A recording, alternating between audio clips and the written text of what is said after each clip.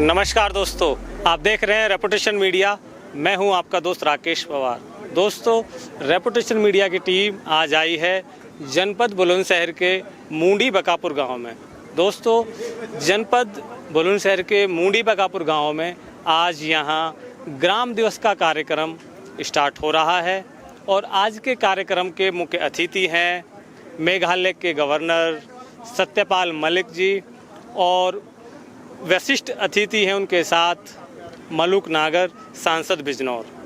तो दर्शकों, मैं आपको बता दूं कि मूंडी बकापुर गांव में आज ग्राम दिवस की ये परंपरा स्टार्ट हुई है।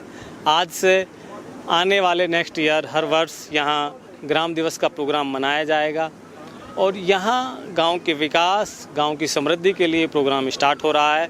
तो मैं अपने कैमरामैन से कहूँगा कि वो चारों तरफ का यहाँ व्यू दिखाएं। तो एक बार आप दिखाइए ज़रा। यहाँ ये प्रोग्राम की व्यवस्था है और अभी कुछ ही समय में यहाँ महामहिम गवर्नर मेघालय सत्यपाल मलिक जी पहुँचेंगे और फिर हम आपको उनका संबोधन दिखाएंगे अपने प्रोग्राम के माध्यम से।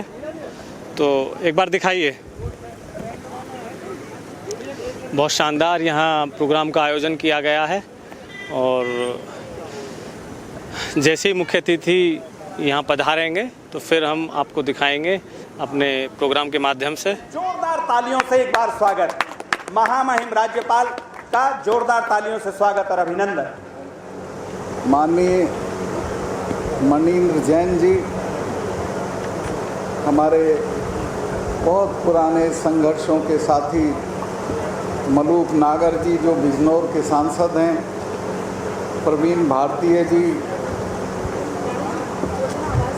प्रियंका चौधरी जी जो यहाँ की बहुत मशहूर गायिका हैं और जिनको मेघालय में हर 15 अगस्त और 26 जनवरी पे लोग बुलाते हैं, कर्नल एम.एस. नागर जी, मेजर युद्धवीर सिंह जी, श्री देवेंद्र प्रमुख जी, दीपक कुमार शर्मा जी और मूंडी बकापुर के सभी आदरणीय ग्रामवासियों, आज का जो ये मौका है मैं इसका कोई राजनीतिक इस्तेमाल नहीं करूँगा।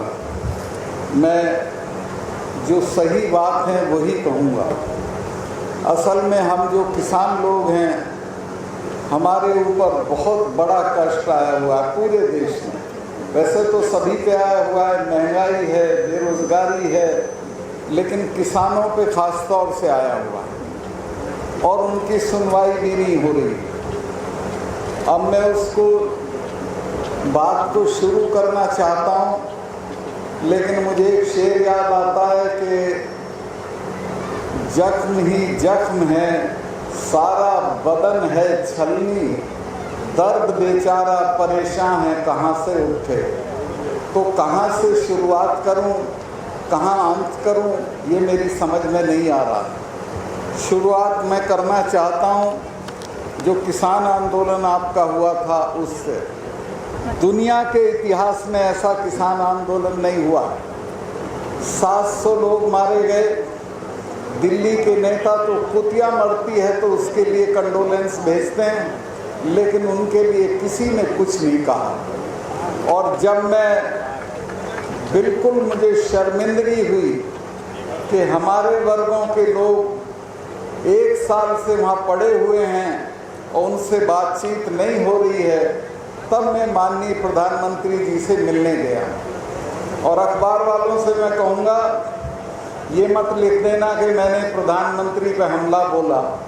मैं उनका बहुत सम्मान करता हूँ, अभी भी मुझे उनसे बहुत उम्मीद है और मुझे उम्मीद है कि उनसे हम अपनी बात मनवा लेंगे। लेकिन जब मैं उनसे मिलने गया और मैंने कहा कि साहब ये 4 महीने से पड़े हैं, इनका कुछ सुन लें, तो उन्होंने कहा चले जाएंगे सत्ताल, कोई ऐसी बात नहीं। तब मैंने कहा कि आप इनको जानते नहीं, न सिखों को जानते हो, न उत्तर भारत के किसानों को जानते हो। ये तब जाएंगे जब आप चले जाओगे। और सिखों का तो मैंने बताया कि इनके तो गुरुओं ने अपने 4-4 बच्चे कटवा दिए थे, लेकिन समझौता नहीं किया था। ये वो कौम है जो अपना सब कुछ दांव पे लगा के लड़ाई में उतरती, तो आपको ये ध्यान रखना चाहिए कि आपकी लड़ाई किसके साथ। अभी भी मैं ये कहना चाहता हूँ, चूँकि जब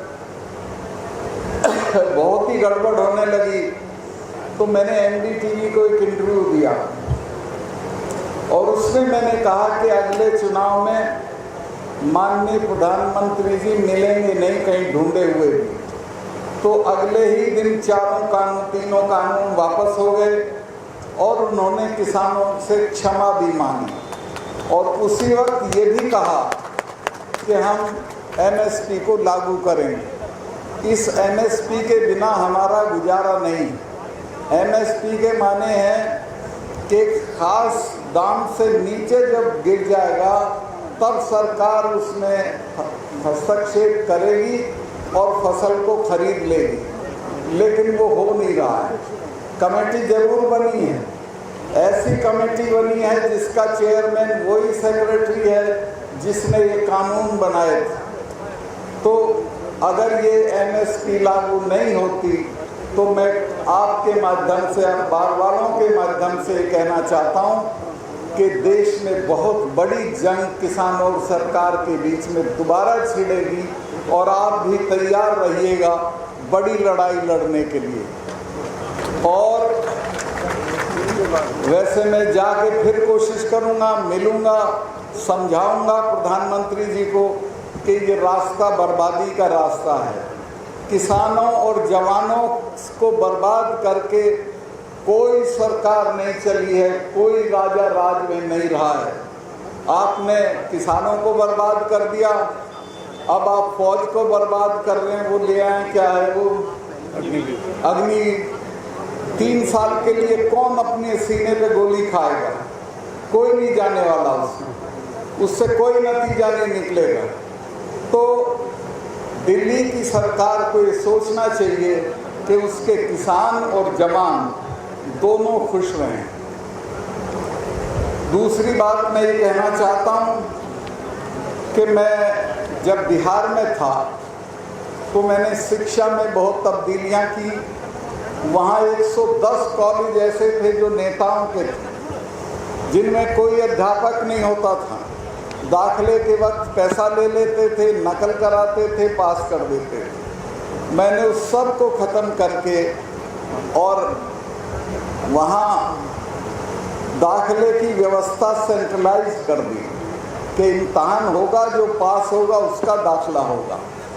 मुझे धमकी दी नेता लोगों ने कि हम तो नकल करा देंगे। मैंने कहा आप आ जाना, मैं देखता हूँ। मैंने डीएम एसएसपी कमिश्नर को बुला के कहा कि मेरा कोई काम आपसे नहीं पड़ता, लेकिन आप इम्तहान के दिन मुझे सड़क पे नज़र आने चाहिए। जिस कमरे में इम्तहान हो रहा था उसमें जैमर लगा दिए ताकि इसके जरिए भी नकल ना हो, और फ्लॉलेस इम्तहान हुआ। 4 दिन में नतीजा आ गया और गरीबों के बच्चे दाखिल हो गए। खैर उसके बाद मुझे कश्मीर भेज दिया, और कश्मीर की बात मैं एक नहीं कहूँगा तो गलती करूँगा गुजर भाइयों से कि कश्मीर को 2 बार गुजरों ने बचाया। पहली जो 47 वाली लड़ाई थी उसमें भी गुजरों ने आके बताया था कि पाकिस्तान के लोग आ गए हैं, और कारगिल में भी गुजरों ने बताया कि साहब वो घुस आए। यही बताते हैं, चूँकि ये बकरवाल भी कहे जाते हैं, ढोर चराते हैं, बकरी गाय लेके ऊपर जाते हैं, तो सबसे पहले इन्हीं को दिखाई देता है दुश्मन, और ये आके हमारी फौज को सावधान करते हैं। तो उन्हीं की बदौलत हिंदुस्तान 2 बार बचा, 2 बार हार से बचा और दोनों बार जीत हुई। तो मैं गुजर भाइयों का धन्यवाद करना चाहता हूँ।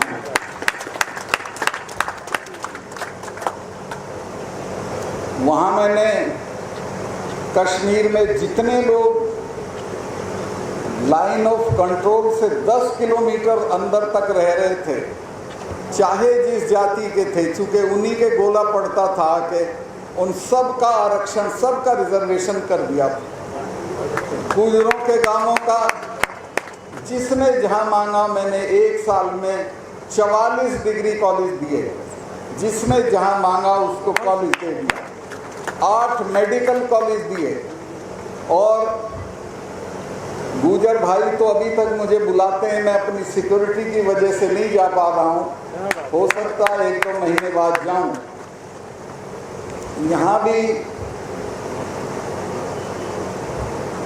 मलूक नागर जी, आप लोगों को तो इन्होंने जो ये पोथे वाले इन्होंने डरा रखा है। आप तो इतनी शानदार कौम के लोग हैं कि एक वक्त गुर्जर प्रतिहार सारे देश के मालिक थे, पूरे देश पे आपका शासन था। जब ना हमारा था ना राजपूतों का था, लेकिन गुर्जर प्रतिहारों का सारे देश में शासन था और उसको चलाते थे। इसके बाद अंग्रेज़ों ने जरूर, चूँकि अंग्रेज़ों के खिलाफ भी यही खड़े हुए, तो अंग्रेज़ों ने इन्हें लंबी लंबी सजाएं दे दी और इनको क्रिमिनल ट्रायल करके लिख दिया। सही बात यह है कि कश्मीर से लेके और इलाहाबाद तक जितने नदी के खादर हैं, उन सबों में यही खेती करते हैं, यही ढोल रखते हैं। जहाँ कोई नहीं जा सकता वहाँ ले जाते हैं, तो इनका मैं सम्मान करता हूँ। कश्मीर में जब मैं गया तो और जो बातें थीं वो तो थी, लेकिन मुझे कहा गया कि सवेरे सवेरे एक चिट्ठी बना के भेज दो, 370 हटानी है। मैं कहा ठीक है साहब, मैं भेजता हूँ। मैं तो चाहता ही था। मैंने चीफ सेक्रेटरी को बुला के कहा कि ये चिट्ठी है, इसको 11 बजे से पहले अमित शाह जी को भेज दो, उनको पार्लियामेंट में रखनी। तो वो जब मैंने उसे बताया तो चीफ सेक्रेटरी ने कहा साहब हटा रहे हो? मैं कहा जी हाँ। कहने लगे 1000 आदमी मारना पड़ेगा। मैं कहा क्यों? कहने लगे तो थानों में घुस जाएंगे, ये तो हथियार छीन लेंगे। ये तो जब वो मरा था बुरहान वानी तो 150 लोग मर गए थे। मैंने कहा तू चुप रहे, चिड़िया भी नहीं मरेगी और तुम इस चिट्ठी को भेज दो। वो चिट्ठी भेज दी और 370 हट गई। और आपको जान के प्रसन्नता होगी कि कुत्ता भी नहीं भौंका कश्मीर में। जो कश्मीर के नेता थे उनको मैंने रात में उठवा लिया, उनके लिए कोई नहीं बोला, चिड़िया नहीं बोली और ज़रा सा भी प्रतिरोध नहीं हुआ और 370 हट गई। तो कुल मिला के मैं ये कहना चाहता हूँ कि वो हथियार से नहीं हटी थी। हथियार तो अभी भी हैं, अभी श्रीनगर के अंदर आके मार रहे हैं टेररिस्ट, अभी भी उतनी फौज है। वो हटी थी हमारी तरकीब से, होशियारी से। मैंने अपनी पुलिस को ये कहा कि श्रीनगर में पता करो कि टेररिस्ट आके ठहरते कहाँ हैं। टेररिस्ट होटल में नहीं ठहरता, चूँकि वहाँ तो पकड़ा जाएगा। किसी के घर पे ठहरता था और जिसके घर पे ठहरता था उसको हम OGW बोलते थे, ओवर ग्राउंड वर्कर। मैं कहा इनकी गिनती करो। पता चला कि वो 250 हैं। मैं कहा 250 के 250 को एक ही रात में उठा लो। सारे उठा लिए और मैंने यूपी की जेल में भिजवा दी, आगरा, इटावा, कानपुर। और आप हैरत करोगे कि जब वो यूपी की जेल के दरवाजे पे उतरे हैं, हू करके रोए, हाथ जोड़े के अब कुछ नहीं करेंगे। मैं कहा ना, इनको अंदर रहने दो। अंदर उनकी ठुकाई हुई और उसके बाद ना एक पत्थरबाजी हुई, ना एक आदमी नया भर्ती हुआ और मुझे पूरे अपने टाइम में एक भी गोली नहीं चलानी पड़ी। अब मैं ज़्यादा लंबी बात करूंगा तो वो अच्छा नहीं रहेगा। मैं दोबारा किसान आंदोलन पे आना चाहता हूँ। ये किसान आंदोलन ऐसा था जैसा दुनिया में कहीं नहीं। 1 साल चला, 13 महीने, एक भी पत्थर किसानों ने किसी को नहीं मारा, लेकिन उनकी कोई सुनवाई नहीं हो रही थी। मैं प्रधानमंत्री जी के पास गया, इस्तीफा अपनी जेब में रख के गया और मैंने कहा साहब ये जाति हो रही है, इनकी बात मान लीजिए। उन्होंने कहा नहीं सतपाल चले जाएंगे। मैं कहा साहब आप जानते नहीं हो, इनको ये तब जाएंगे जब आप चले जाओगे, ये आसानी से नहीं जाएंगे। और उनको ये इल्हाम हो गया था कि वाकई तभी जाते जब ये चले जाते। मैंने ये भी बताया कि अरुण नेहरू मेरे दोस्त थे जो इंदिरा गांधी के भतीजे थे। उन्होंने मुझे बताया था कि जब ब्लू स्टार ऑपरेशन हुआ तो इंदिरा जी ने अपने फार्म हाउस पे महामृत्युंजय का पाठ कराया। जब वो पाठ करा रही थी तो अरुण नेहरू जी ने कहा कि फूफी आप इस सब में यकीन नहीं करती थी? तो उन्होंने कहा कि नहीं बेटा तुम्हें पता नहीं है, मैंने इनका अकाल तख्त तोड़ा है और जिसने इनका अकाल तख्त या स्वर्ण मंदिर छुआ है वो जिंदा नहीं रहा है, ये मुझे मारेंगे। और वही हुआ, वो मारे, जनरल वैद्य मारे, जनरल डायर मारा और यहाँ सैंडर्स को भगत सिंह ने मारा। तो ये कौम ऐसी है जो छोड़ती नहीं है, भूलती भी नहीं। मैंने ये भी कहा उनसे, प्रधानमंत्री जी से, मैं कहा ये मत समझ लेना ये 300 साल भी नहीं भूलते हैं। तो खैर उनकी समझ में आया, उन्होंने कानून तो वापस ले लिए, लेकिन ये एमएसपी अगर नहीं हटाएंगे तो दोबारा एक बड़ी लड़ाई किसानों के साथ होगी और मैं ये गवर्नरशिप छोड़ के उस लड़ाई में कूद पड़ूंगा। अब आखिरी बात मैं कहना चाहता हूं कि आप मेहरबानी करके, आप तो इन बच्चियों को पैदा भी नहीं होने देना चाहते हैं, लेकिन मैं 4 स्टेट का गवर्नर रहा हूँ। जहाँ भी मैं कन्वोकेशन में गया वहाँ अगर 28 पुरस्कार थे तो 20 लड़कों के थे, 8 लड़कियों के थे, सॉरी 20 लड़कियों के थे और 8 लड़कों के थे। सब जगह यही अनुपात था।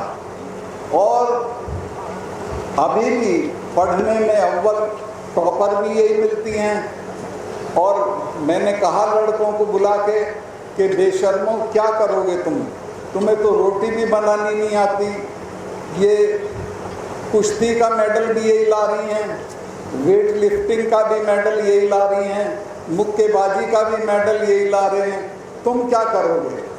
तो ये जो बच्चियां हैं इनको आगे बढ़ाओ और पढ़ाओ, और ये जब आगे बढ़ जाएंगी तो बहुत दूर तक जाएंगे। मेरा राजस्थान में बहुत आना जाना है, मेरी रिश्तेदारियां हैं वहाँ हैरत करोगे कि एक ज़माना था छोटू राम जी के ज़माने में कि बड़े लोग जो हैं जमींदार लोग वो किसान को चारपाई पे नहीं बैठने देते थे, घोड़े पे नहीं चढ़ने देते थे, उनकी औरतें कमरबंद नहीं डाल सकती थी, मूंज की रस्सी डालना पड़ती थी। लेकिन अब जब उनकी लड़कियां RAS और IAS होके जा रही हैं तो बड़े से बड़ा ठाकुर हाथ जोड़ के खड़ा हो जाता है। ये जो शिक्षा है ये ताकतवर बनाती है आपको, ना रुपया बनाता, ना पैसा बनाता है, ना जमीन बनाती है, ये सबसे ज़्यादा ताकतवर बनाती है। एक घटना और सुना के अपनी बात को नज़दीक करूँगा। गद्दाफी एक तानाशाह था लीबिया में, उसको विद्रोहियों ने मारा। जब मारा तो उसके यहाँ एक डायरी मिली, उस डायरी में उसने लिखा है, अमेरिका की विदेश मंत्री थी कोंडालीजा राइस, दुबली पतली, शक्ल सूरत में साधारण, लेकिन अपनी पढ़ाई के दम पे बन गई थी वहाँ की विदेश मंत्री। तो उसने लिखा है कि मुझे सबसे ज़्यादा आनंद तब आता है जब लिटिल कॉन्डी शेखों को धमकाती, तो लिटिल कॉन्डी शेखों को अपनी तालीम के दम पे धमकाती थी। आपकी बच्चियां भी अपनी तालीम के दम पे बड़े से बड़े आदमी को धमकाएंगी और आगे बढ़ेंगी। तो इनको पढ़ाओ। लड़के तो आपके 15 साल का होते दारू पकड़ लेते हैं, और लड़कियों से तो पूछते हो कहाँ से आई हो, लड़कों से नहीं पूछते कहाँ से आए।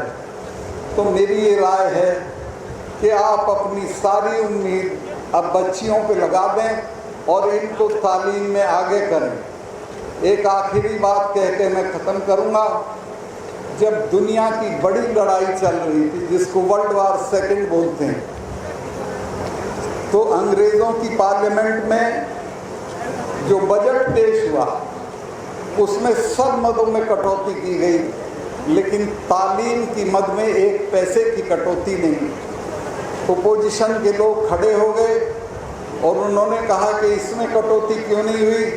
तो प्रधानमंत्री ने कहा कि सुनो, घर टूटेंगे वो बन जाएंगे, पुलों पे बम पड़ गए तो पुल भी दोबारा तामीर हो जाएंगे, कारखाने भी नए बन जाएंगे, लेकिन एक पीढ़ी अगर खराब हो गई तो दोबारा नहीं बनेगी।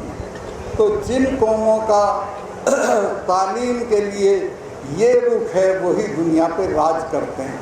तो मैं आपसे चाहूँगा कि आप अपने बच्चों को बढ़िया से बढ़िया तालीम दें। ये मत देखें कि वो, अब मैं दिल्ली में रहता हूँ, मिनिस्टर भी रह लिया, MP भी रह लिया, MLA भी रह लिया, लेकिन घर मेरा 1.5 कमरे का था। उसमें से जब मिल के चौधरी उतरते थे तो मेरा ड्राइवर बता रहा था, वो कहते थे भाई क्या आदमी है, इस पे घर तो है नहीं, हमने तो कोठी ठोक रखी है। उन्होंने जो कोठी ठोक रखी है वो उनके कोई काम नहीं आएगी। मेरे पास जो घर नहीं है वो मेरे काम आएगा। इसलिए कि मैं प्रधानमंत्री से अगर आज लड़ गया था तो इसी बूते पे कि मेरे पास कुछ नहीं। अगर कोठी होती तो मेरे यहाँ भी ED आ जाए, इनकम टैक्स आ जाता, कोई और आ जाता। जब मैं गया था तो 2 मामले मेरे सामने आए, जिसमें एक में अंबानी था और एक में, उसका मैं नाम भूल जाता हूँ, बहुत प्रधानमंत्री का प्रिय है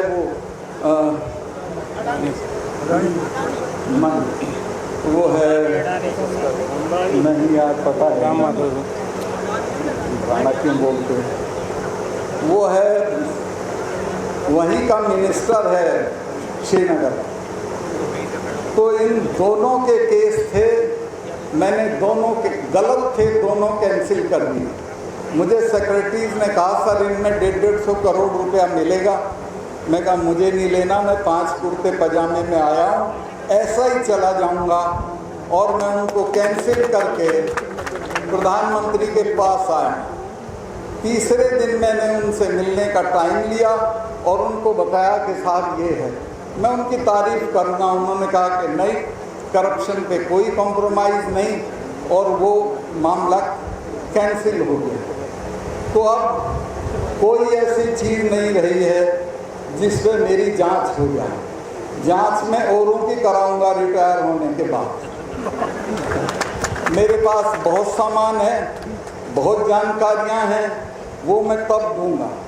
अभी मैं आपसे एक ही प्रार्थना करता हूं कि अपने बच्चों को बढ़िया तालीम दें, इनको अच्छे से अच्छे स्कूल कॉलेज में पढ़ाएं और आगे बढ़ाएं। बहुत बहुत धन्यवाद। नमस्कार।